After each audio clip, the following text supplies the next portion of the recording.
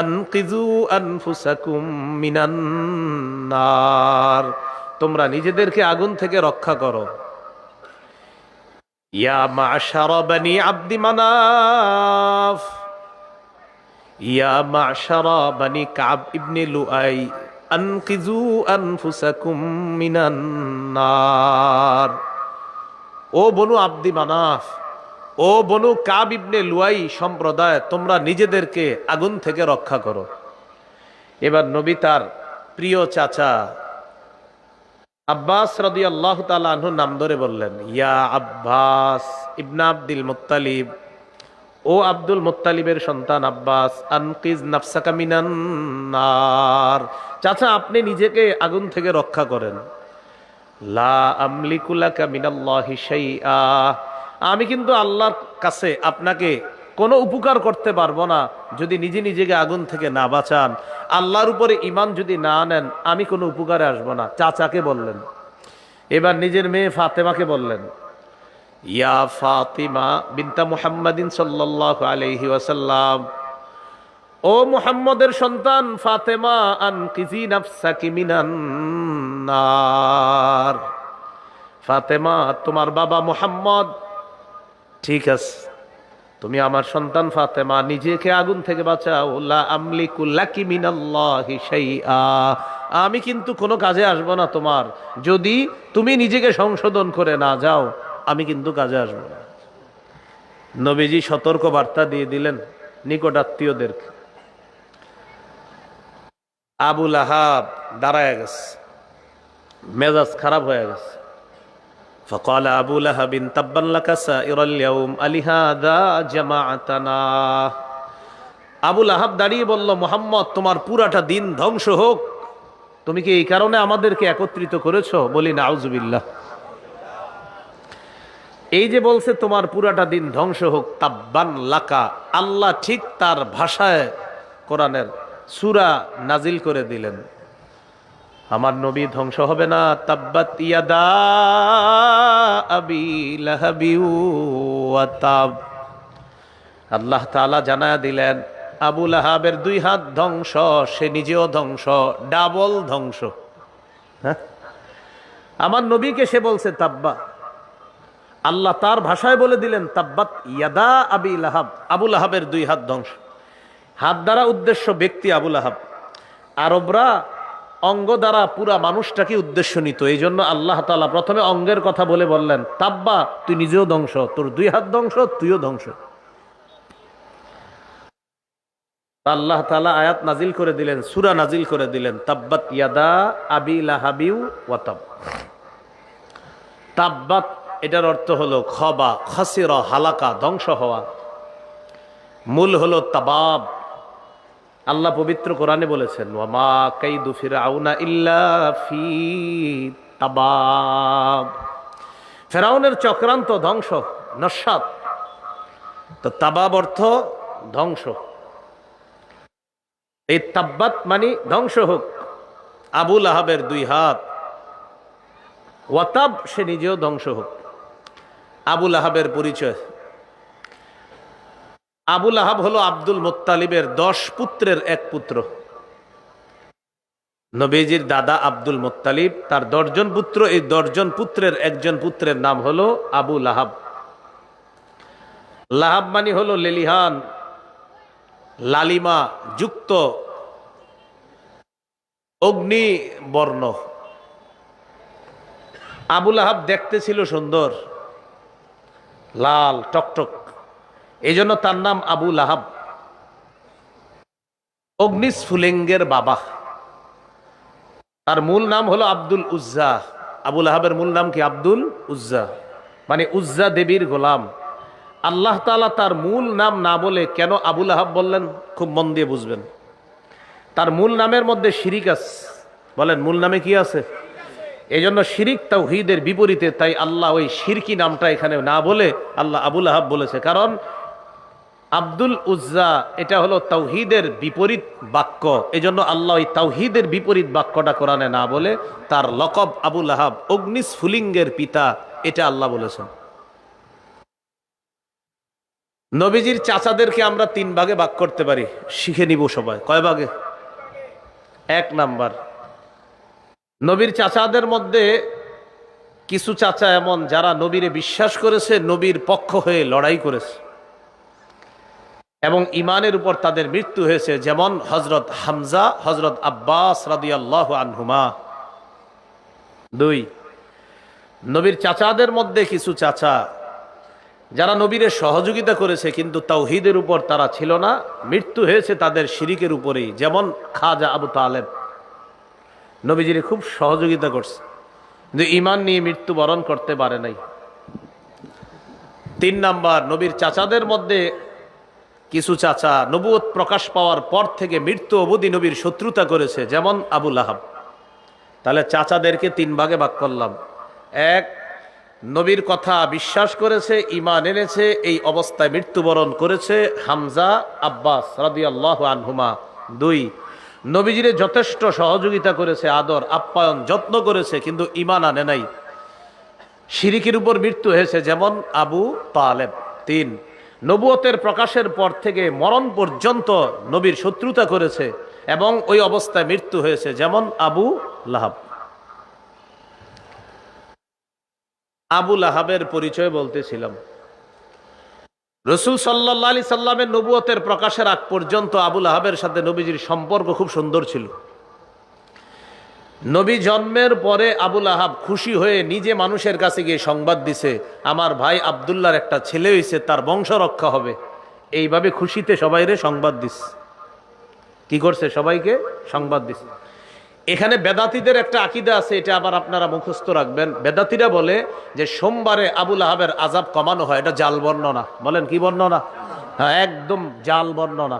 যে আবু লাহাব সোমবার দিন নবীর জন্মে খুশি হয়ে সুয়াইবা দাসীকে আজাদ করে দিয়েছে আর নিজে খুশি হয়ে চারদিকে খবর ছড়ায়া দিছে।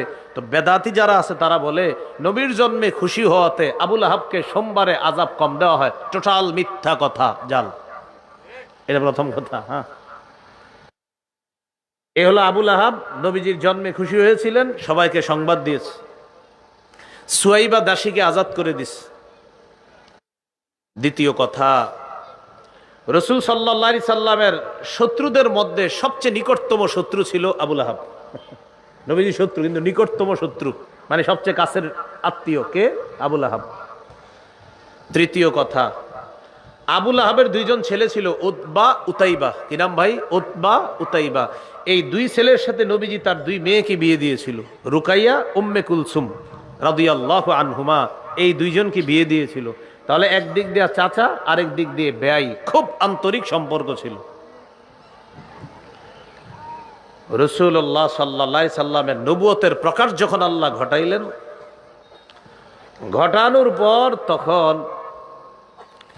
1 নাম্বার, আবু লাহাবের যে 2 সন্তান উতবা, উতাইবা, তাদের যে 2 স্ত্রী নবীর কন্যা রুকাইয়া, উম্মে কুলসুম, জোর করে তাদেরকে তালাক দেওয়াইছে। আবু লাহাব জোর করে তালাক দেওয়াইছে। এই নবীজির একটা কষ্ট দিল। 2 নাম্বার, নবীজির একজন পুত্র সন্তান ছিল, নাম আব্দুল্লাহ। কি নাম? নবীজির দ্বিতীয় পুত্র সন্তান নাম আব্দুল্লাহ, তার উপাধি ছিল তাহের বা তাইয়িব। এই তাহের বা তাইয়িব মারা যাওয়ার পর আবু লাহাব বলল মোহাম্মদ হলো আবতার। আবতার মানে লেস কাটা, নির্বংশ। এগুলা বলে বলে নবীজিরে কষ্ট দিত। আল্লাহ বলে দিলেন, ইন্না শানি আকা হুয়াল আবতার। আপনার শত্রু যে আপনারে নির্বংশ বলে, সেই নির্বংশ। ওরে মানুষ ভালোভাবে স্মরণ করবে না, আমি আল্লাহ সারা দুনিয়াতে আপনাকে স্মরণের ব্যবস্থা করছি। এটা নবীজিরে বলছিল আবতারকে, আবু লাহাব। ওই যে সূরা কাউসার, ইন্না শানি আকা হুয়াল আবতার, যে আপনারা যে আবতার বলে, ওই আবতার, ওই নির্বংশ।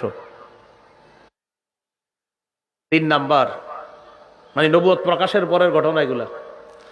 একটা বাজার আছে নাম জুল মাজাজ, বলতে পারবেন নি নাম? জুল মাজাজ। কি নাম বাজারটা? এই জুল মাজাজ বাজারে রাসূল সাল্লাল্লাহু আলাইহি সাল্লাম উম্মতকে দাওয়াত দিতেছে, কুলু লা ইলাহা ইল্লাল্লাহ তুফলিহু। তোমরা বলো আল্লাহ ছাড়া কোনো ইলাহ নাই, তোমরা সফলকাম হয়ে যাবা। আবু লাহাব পিছনে পিছনে আইসা সবাইরে ডাক দিয়ে বলতেছে, ইয়া আইয়ুহান নাস লা তুতিউহু, ও মানুষ তোমরা তার অনুসরণ করবা না। এগুলা বলতে বলতে পিছন থেকে আইসা নবীজিরে পাথর মারছে, পাথরের আঘাতে নবীর পা থেকে রক্ত ঝরছে। আবু লাহাব। 4 নাম্বার ঘটনা, এটা নবুয়ত প্রকাশের পরের। হজের মৌসুমে নিরাপদ সফর, নবীজি চুপে চুপে হাজিদের তাবুতে যাইতেন, যায়া তাওহীদের দাওয়াত দিতেন। আবু লাহাব পিছনে পিছনে যাইতো, যাওয়ার পর হাজিদেরকে বলতো, ইয়া আইয়ুহান নাস লা তুতিউহু ফাইন্নাহু সাবিউন কাযযাব। নাউজুবিল্লাহ পড়ুন। ও লোক সকল, তোমরা হজ করতে আসছো, এই লোকটার কথায় তোমরা কান দিবা না, সে হলো ধর্মত্যাগী মিথ্যাবাদী, তার কথায় তোমরা কান দিবা না। নাউজুবিল্লাহ। নবীজিরে বলল সে ধর্মত্যাগী, সে মিথ্যাবাদী, তার কথায় কান দিবা না, তোমরা তার অনুসরণ করবা না। এগুলা হাজিদেরকে আবু লাহাব বুঝাইত। এগুলা সব নবুয়ত প্রকাশের পরের অবস্থা। এখান থেকে কি শিখলাম? নবুয়ত প্রকাশের আগে সম্পর্ক অত্যন্ত ভালো, প্রকাশের পরে সম্পর্ক হয়ে গেল খারাপ। এখন মনে করেন কোন আলেম আপনার সাথে ভালো সম্পর্ক ছিল, মাশাআল্লাহ সব ঠিক আছে, হঠাৎ একদিন উনি সুদের ওয়াজ করলো মসজিদের মধ্যে, আর আপনি সুদ খান। কি খান? এখন আপনি রাগ করলেন, এটা কোনো কথা? আপনি 6 বছর ধরে সুদের ওয়াজ করেন না, আজকে করলেন। এই যে সুদের ওয়াজটা শোনার পরে হুজুরের সাথে আপনার শত্রুতা শুরু হয়ে গেল, তাহলে সুদের ওয়াজের আগ পর্যন্ত হুজুর ভালো ছিল, ওয়াজের পরে হুজুর হয়ে গেল খারাপ। স্বভাবটা আবু লাহাবের। কার? হ্যাঁ, আবু লাহাবের স্বভাব। হুজুর জিহাদের আলোচনা করছে একদিন, 10 বছরে জিহাদের আলোচনা করে না, একদিন জিহাদের আলোচনা করছে। তখন কয় এতদিন তো ঠিক ছিল, হঠাৎ আবার আপনি কি শুরু করলেন এরকম জিহাদ আলোচনা? তো জিহাদের আলোচনার আগ পর্যন্ত হুজুরের সাথে আপনার সম্পর্ক ভালো ছিল, আন্তরিকপূর্ণ সম্পর্ক ছিল, আন্তরিকতাপূর্ণ সম্পর্ক। জিহাদের আলোচনা করার পর হুজুরের উপরে পারেন না না পারেন একটা জঙ্গিবাদের ট্যাগ লাগাইয়া দিলেন। স্বভাবটা আবু লাহাবের। কাজটা ঠিক করেন নাই। তাহলে আশা করি কথাটা বুঝতে পারছেন। তাহলে আবু লাহাব নবীজির সাথে, নবীর নবুয়ত প্রকাশের আগের সম্পর্ক ছিল একটা, নবুয়ত প্রকাশ পাওয়ার পরের সম্পর্ক আরেকটা। এই জাতীয় স্বভাবের মানুষ আমাদের মাঝেও দেখা যায়। তো এই স্বভাবের মুসলমান যারা হবে, এরা হবে মুসলিম রূপী মুনাফিক মার্কা শয়তান। আল্লাহ তাদের থেকে আমাদেরকে হেফাজত করেন। এই গেল তাব্বাত ইয়াদা আবি লাহাব ওয়া তাব, সে নিজেও ধ্বংস। পরের আয়াতে আমরা যাই, মা আগনা আনহু মালুহু ওয়া মা কাসাব। মা আগনা আনহু মালুহু ওয়া মা কাসাব, তার ধন সম্পদ তার কোনো কাজে আসে নাই, উপকারে আসে নাই। বদর যুদ্ধে কাফেররা শোচনীয়ভাবে পরাজয় বরণ করার 7 দিন পর আবু লাহাবের গলার মধ্যে গুটি বসন্ত রোগ হয়। গুটি বসন্ত, এটাকে আদাসাও বলা হয়। হ্যাঁ, আদাসা। এই রোগটা অনেকটা প্লেগ রোগের মতো, আবার এটাকে গুটি বসন্ত বলে। গলার মধ্যে শুরু হলো বদর যুদ্ধের কয়দিন পর? 7 দিন। বদরে কাফেররা শোচনীয় পরাজয় বরণ করছে। এই ঘটনা শোনার 7 দিন পর আবু লাহাবের গলায় গুটি বসন্ত রোগ হয়। এই রোগ হওয়ার পর কিছুদিন পর আবু লাহাব মারা গেছে। খুব মন দিয়ে বুঝেন এই জায়গাটা। মারা যাওয়ার পর আরবরা এই রোগটারে খুব ভয় পেত।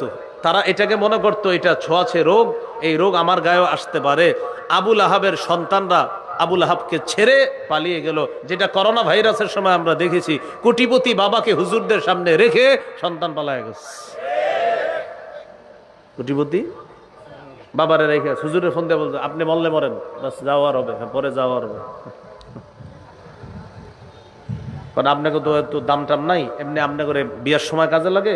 আরে আমি বাপ মরছে, এখন করোনায় একটু কাজে লাগতে হবে, আপনার জানাজাটাও আপনাদেরকে কাজে লাগে। তো সব আপনারা এমনি না পারলে বলে দিব আপনারা জঙ্গি, এমনি এখন কাজ করেন। করোনার সময় সন্তান বাপ রেখে পালাইছে। এই যে দেখেন আবু লাহাবের ছেলেরা বাবার লাশ রাইখা দূরে চলে গেছে। 3 দিন পর্যন্ত লাশ কেউ ধরে না, পচা গন্ধ ছুটার পর এরপর সন্তানরা আসছে। একজনের সহায়তায় এই লাশ নিয়ে গেছে মক্কার একটা উঁচু ভূমিতে। সেখানে নিয়ে যাওয়ার পর গর্ত করছে, গর্ত করে তাও হাত দিয়ে গর্তের মধ্যে ফালায় নাই, লাঠি দিয়ে ধাক্কায়া লাশটা কবরের মধ্যে ফালায়া দিছে। জালেমদের পরিণতি এমনই হয়। এই হলো আবুল আহাবের মৃত্যুর করুণ পরিণতি। তো এই জন্য আল্লাহ বললেন, মা আগনা আনহু মালুহু ওয়া মা কাসাব। আবুল আহাব যা কামাই করছে, আবুল আহাবের ধন সম্পদ তার কোনো কাজে আসলো না। মরার পর তার সম্পদ, তার সন্তান তার কোনো কাজে আসে নাই।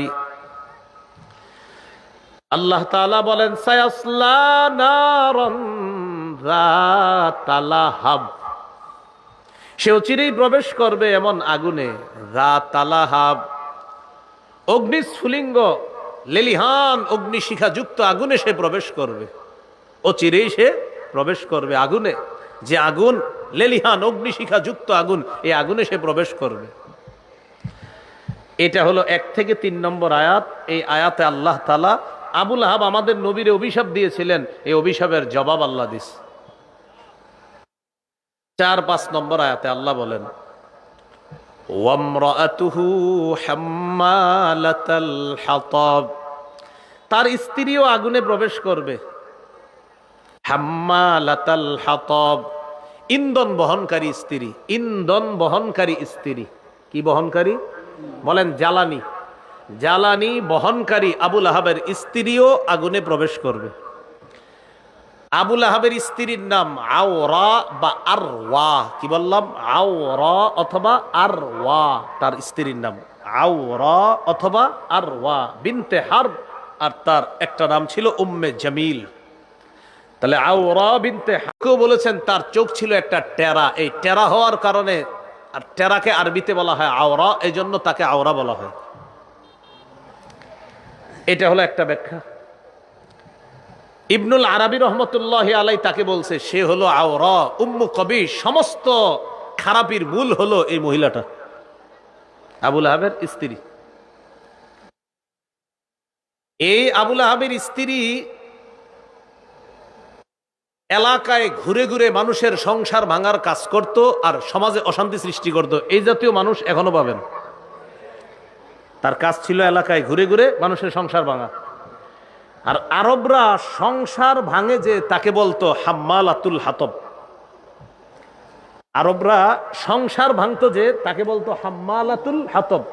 তো ওইটা আরবি ব্যাকরণ অনুযায়ী হয়েছে হাম্মালাতা, জবর হয়েছে আরবি ব্যাকরণ অনুযায়ী আর কি আপনার, যে হাম্মালাতাল হাতব। হাল এগুলো আপনারা বুঝবেন না, যাই হোক হাল জুল হালের মাসালা আছে এখানে, এই জন্য বলছে হাম্মালাতাল হাতব। তো মূল আরবিটা হলো হাম্মালাতুল হাতব, এটা হলো মূল বাক্যটা। তো আরবি ব্যাকরণ গ্রামার অনুযায়ী কোরআনে আছে হাম্মালাতাল হাতব, এখানে জবর হয়েছে। তাহলে কি শিখলাম আজকে থেকে মনে রাখবো, আরবরা হাম্মালাতুল হাতব বলতো ওই ব্যক্তিকে যে মানুষের সংসার ভাঙতো, সংসার ভাঙার পিছনে ইন্ধন যোগাইতো। কি যোগাইতো? ইন্ধন। আর সমাজে অশান্তি সৃষ্টি করার ইন্ধন যোগাইতো। মনে আসেনি? হাম্মালাতুল হাতব অর্থ ইন্ধন বহনকারী, জ্বালানি বহনকারী। এই জন্য ইন্ধন বহন করতো বলে তার নাম ছিল হাম্মালাতুল হাতব। সেখানে ইন্ধন দিত, তোমার বউ ভালো না, তোমার স্বামী ভালো না, ইন্ধন দিত আর সংসার ভাঙতো আর সমাজে গিয়ে অশান্তি সৃষ্টি করত। এটা এইভাবে হবে না, এটা এইভাবে হবে না, অশান্তি সৃষ্টি করত। তো আল্লাহ তাআলা বলেন হাম্মালাতাল হাতাব ওয়ামরাআতুহু হাম্মালাতাল হাতাব। আবুল আহাবের স্ত্রী আওরা বিনতে হারব অথবা আরওয়া বিনতে হারব, ইন্ধন বহনকারী নারী, সেও জাহান্নামে প্রবেশ করবে। ফি জিদিহা হাবলুম মিন মাসাদ, তার গলার মধ্যে থাকবে পাকানো রশি। বলেন গলায় কি থাকবে? খুব বুঝতে হবে এই জায়গাটা। হাম্মালাতাল হাতবের একটা ব্যাখ্যা কিন্তু দিছি আপনাদের, আশা করি মনে আছে। সমাজে অশান্তি সৃষ্টি যে করে, যে সংসার ভাঙে, তাকে বলা হয় হাম্মালাতুল হাতব। আরেকটা ব্যাখ্যা, আবুল আহাবের স্ত্রী ধনী মানুষ ছিল, এরপরে কৃপণতা করত, খুব কৃপণ ছিল, ধনী হওয়ার পরেও কৃপণ ছিল। সে নিজে কি করত, গলার মধ্যে রশি পাকায়া এই রশি দিয়া বাইদা কাঠ সংগ্রহ করে নিয়ে আসা এটা দিয়ে রান্না করত। কোনো খাদেম সেবিকা রাখতো না, কারণ টাকা দেওয়া লাগবে। এই জন্য সে নিজেই কিপটামিয়ার কৃপণতা করে এগুলা নিজে বহন করে নিয়ে আসতো। তো বহন করার আরবি হলো হাম্মালা, আর আল হাতবের বাংলা হলো কাঠ। তাহলে হাম্মালাতুল হাতবের আরেকটা বাংলা কাঠ বহনকারিনী, কাষ্ঠ বহনকারিনী। একটা হলো ইন্ধন বহনকারিনী, জ্বালানি বহনকারিনী, কাঠ বহনকারিনী। ভাই বাইরের মাইকগুলো বন্ধ করে দেন, বাহিরের গুলা বন্ধ করে দেন, আজান হইতেছে, বাহিরের গুলা বন্ধ করে দেন। হ্যাঁ, বাহিরের গুলা বন্ধ করে, বাস বাস। হ্যাঁ, তো একদম কাছে, একটু দূরে আছে, এখানে আজান হবে কিন্তু। হ্যাঁ, হুজুর বলছে এখানে আজান হবে। আচ্ছা, তাহলে হাম্মালাতাল হাতবের একটু মন দিয়ে বুঝবো। এখানে আমরা দুইটা শিখলাম, একটা হলো সমাজে অশান্তি সৃষ্টিকারী, আর একটা হলো সংসার ভাঙ্গে যে ইন্ধন দিয়ে দিয়ে, এই জন্য তাকে বলা হয়েছে হাম্মালাতাল হাতব। আরেকটা হলো কৃপণ হওয়ার কারণে সে লাকড়ি সংগ্রহ করত, গলায় রশি পেঁচায়া এই রশি দিয়ে সে লাকড়ি বহন করে নিয়ে আসতো। আর লাকড়ি বহনকারিনীকে বলা হয় হাম্মালাতাল হাতব। আরেকটা ব্যাখ্যা আছে, কিয়ামতের ময়দানেও যখন জাহান্নামে যাবে, তার গলার মধ্যে এরকম পাকানো মোটা দড়ি পেঁচায়া তাকে জাহান্নামে নিক্ষেপ করা হবে। এই জন্য বলছে ফি জিদিহা হাবলুম মিম মাসাদ, নাউজুবিল্লাহ পড়েন। এই হলো হাম্মালাতাল হাতব, ফি জিদিহা হাবলুম মিম মাসাদ। এই সূরা যখন নাজিল হয়েছে, আবুল আহাবের স্ত্রী আরওয়া বিনতে হারব অথবা আওরা বিনতে হারব অথবা উম্মে জামিল দৌড়ে আসছে, পাথর নিয়ে আসছে, নাউজুবিল্লাহ পড়েন। এই পাথর নিয়ে আসছে নবীজিরে মেরে ফেলবে। নবীজি বসা, আবু বকর সিদ্দিক পাশে দাঁড়ানো। আল্লাহর কি কুদরত, উম্মে জামিল আল্লাহ রসুলকে দেখতে পায় না। নবীজি বসা, পাশে আবু বকর সিদ্দিক রাদিয়াল্লাহু তাআলা আনহু। আবু বকর সিদ্দিককে দেখা যায়, নবীকে সে দেখতে পাচ্ছে না। এটা কোন তাফসীর কারক লিখেছেন। তো নবীরে না দেখা এবার আবু বকর সিদ্দিক রাদিয়াল্লাহু তাআলা আনহুকে বলতে লাগলো, উম্মে জামিল, আবু বকর তোমার সাথীকে জানায়া দিও। সে কবি ছিল, আবুল আহাবের স্ত্রী কবি ছিল। তখন তিনটা ছন্দ বলল, মুদাম্মামান আসইনা, মুদাম্মামান আসইনা, ও আমরাহু আবাইনা, ও দীনাহু পালাইনা। নাউজুবিল্লাহ পড়েন। আবুল আহাবের স্ত্রী কবি ছিল, সে নগদ কবিতা বানায় বলে ফেলতে পারতো। তো নবীজিরে আসছে পাথর মারার জন্য, এসে যখন পায় না, আবু বকর সিদ্দিককে বলতেছে, আবু বকর জানায়া দিবা তোমার সাথীকে কি, মুদাম্মামান আসইনা, সে হলো একটা নিন্দিত ব্যক্তি, তাকে আমি নাফরমানি করি, তাকে আমরা প্রত্যাখ্যান করি। নাউজুবিল্লাহ। আমাদের নবীকে নিন্দিত ব্যক্তি বলল কে, আবুল আহাবের স্ত্রী। প্রথম কবিতার ছন্দের অর্থ, দ্বিতীয় লাইনের অর্থ, ও আমরাহু আবাইনা, তার যে বিষয়টা সে যে আমাদেরকে হুকুম করে এটা আমরা প্রত্যাখ্যান করি। নাউজুবিল্লাহ। 3 নাম্বার, ওয়া দীনাহু কালাইনা, তার দিনকে আমরা ঘৃণা ভরে প্রত্যাখ্যান করি। কি ভরে? ঘৃণা ভরে প্রত্যাখ্যান করি। এটা কে বলল? আবুল আহাবের স্ত্রী আরওয়া বিনতে হারব অথবা আওরা বিনতে হারব অথবা উম্মে জামিল এই কথা বলল। তো আল্লাহ তাআলা এই সূরাটা নাজিল করলেন। এর মধ্যে কয়েকটা বিষয়, 3টা বিষয়।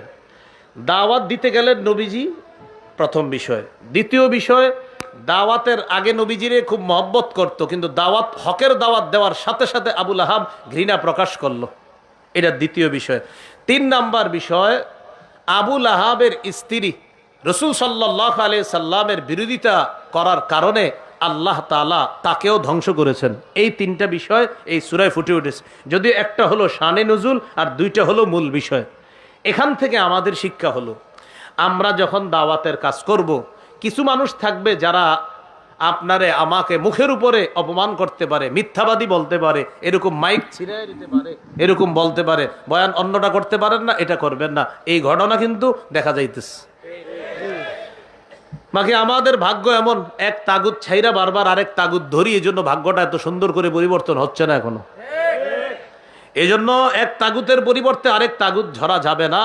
আল্লাহ রাসূল সাল্লাল্লাহু আলাইহি ওয়াসাল্লামের সেই ব্যবস্থা, সাহাবায়ে কেরামের যুগের সেই খেলাফত ব্যবস্থা, এটা ফিরিয়ে আনা মুসলমানদের জন্য একান্ত প্রয়োজন। খেলাফত ব্যবস্থা ছাড়া মুসলমানদের চূড়ান্ত ভাগ্যের পরিবর্তন হতে পারে না, হবে না, এটা কোশ্চিনকালে সম্ভব না। তাহলে দাওয়াতের কাজ করতে গেলে আবুল আহাব নবীজির বলছিল ওই যে হাজী সাহেবদেরকে যখন দাওয়াত দেয় এ তো মিথ্যাবাদী, তাহলে মিথ্যাবাদী বলতে পারে। সূরা আনআমের 34 নম্বর আয়াতে আল্লাহ সান্ত্বনা দিয়েছিলেন, ওয়ালাকাদ কুযযিবাত রুসুলুম মিন ক্বাবলিকা ফাসাবারু আলা মা কুযযিবু ওয়া উযু হাত্তা আতাহুম নাসরুনা। নবী, আপনার পূর্বের রাসূলদেরকেও মিথ্যাবাদী বলা হয়েছে, কষ্ট দেওয়া হয়েছে, তারা ধৈর্য ধারণ করেছে। এখান থেকে শিক্ষণীয়, দাওয়াতের কথা বললে, এই ওয়াজ মাহফিল করলে মানুষ কটু কথা বলতে পারে, এটা সহ্য করতে হবে। এটা কি করতে হবে ভাই? সহ্য করতে হবে। রাসূল সাল্লাল্লাহু আলাইহি সাল্লাম সহ্য করেছেন। 2 নাম্বার, হকের বিরোধিতা যারা করবে আজ হোক কাল হোক তাদের ধ্বংস হবে। তাদের কি হবে ভাই? ধ্বংস হবে। এই জন্য হকের বিরোধিতা করার কোনো সুযোগ নাই। 3 নাম্বার, হকের বিরোধিতাকারীদেরকে যারা সাপোর্ট করবে তারাও ধ্বংস হবে। আবার বলছি, 1, হকের দাওয়াত দিলে বাধা আসবে। 2, যে বিরোধিতা করবে তার ধ্বংস হবে। আবুল আহাব ধ্বংস হয়েছে। 3, ওই বিরোধিতাকারীকে যে সমর্থন করবে সেও ধ্বংস হবে। আবুল আহাবের বিবি তাকে সমর্থন করেছিল, তাই সেও ধ্বংস। আল্লাহ তাআলা আমাদের সকলকে সূরা লাহাব থেকে যে মৌলিক 3টা জিনিস শিখলাম, 1 নাম্বারটা কিন্তু সূরার মূল বিষয় না, আগে বলছি। 1 নাম্বারটা হলো শানে নুজুল, এই সূরা আল্লাহ কেন নাজিল করছেন। আর সূরার মূল বিষয় হলো 2 এবং 3, মূল বিষয় 2টা। একটা হলো 1 থেকে 3 নম্বর আয়াত পর্যন্ত হক প্রত্যাখ্যান করে নবীরে অভিশাপ দিয়েছে, আল্লাহ অভিশাপের জবাব দিয়েছেন। 4-5 নম্বর আয়াতে আবুল আহাবের স্ত্রী আবুল আহাবকে সমর্থন দিয়ে আল্লাহ নবীর বিরোধিতা করে বিভিন্ন গালিগালাজ করে কবিতা রচনা করেছিল, আল্লাহ তাআলা তাকেও ধ্বংস করে ছেড়েছেন। তাহলে 1 নাম্বার দাওয়াত দিতে হবে, 2 নাম্বার বাধা আসবে সহ্য করতে হবে, আর যারা দিবে তারা ধ্বংস হবে। 3 নাম্বার দাওয়াতের বাধা যারা দিবে তাদের সমর্থন যে করবে সেও ধ্বংস হবে। আল্লাহ তাআলা আমাদের সকলকে সূরা লাহাবের এই শিক্ষাটা যেন আমরা নিয়ে আমাদের মধ্যে আমরা আনতে পারি, নিজেরা দাওয়াতের কাজ করতে পারি, আমাদের অনুকূলে হোক প্রতিকূলে হোক সর্ব অবস্থায় যেন হকের কাজ আমরা করতে পারি। আল্লাহ তাআলা তৌফিক দান করেন। সর্বোপরি আপনাদের এই এলাকাবাসী যারা আছেন, আপনাদের কাছে উস্তাজে মুহতারামের জন্য দোয়া চাই, এই মাদ্রাসাটার জন্য দোয়া চাই। মাদ্রাসার চারপাশে যে এই খাম্বাগুলা খুঁটিগুলা গাড়া হয়েছে, এই খুঁটিগুলা যেন অচিরে দেখি যে এখানে আপনার ভবন নির্মাণ হয়ে গিয়েছে। এই জন্য সর্বপ্রথম সবাই আমরা আল্লাহর কাছে দোয়া করব, এরপরে হলো এলাকাবাসী যারা আছি আমরা সবাই হজরতকে সহযোগিতা করব। সহযোগিতার অর্থই না টাকা পয়সা দিতে হবে অনেক, এমন না। হ্যাঁ, পয়সাও দিবেন, দোয়াও করবেন, এবং কোনো ধরনের বাধা আসলে এটার মোকাবেলা করবেন ইনশাআল্লাহ। আল্লাহ তাআলা তৌফিক দান করেন। সুবহানাল্লাহি ওয়া বিহামদি, সুবহানাকাল্লাহুম্মা ওয়া বিহামদিকা আশহাদু আল্লা ইলাহা ইল্লা আনতা আস্তাগফিরুকা ওয়া আতুবু ইলাইক। আজকে দাওয়াতের আলোচনাটা আমার সংকলন মিম্বরের আমানতের প্রথম খণ্ডে পাবেন, গাড়িতে আছে। এটা যাদের প্রয়োজন হয় আপনারা নিতে পারেন।